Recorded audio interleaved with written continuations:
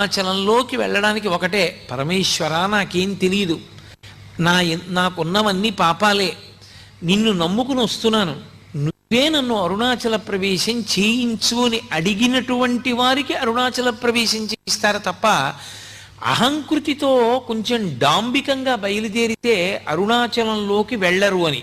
జ్ఞాన సంబంధనాయనారంతటి మహానుభావుడు వెళ్ళలేకపోయాడు, దొంగలు కొట్టేశారు.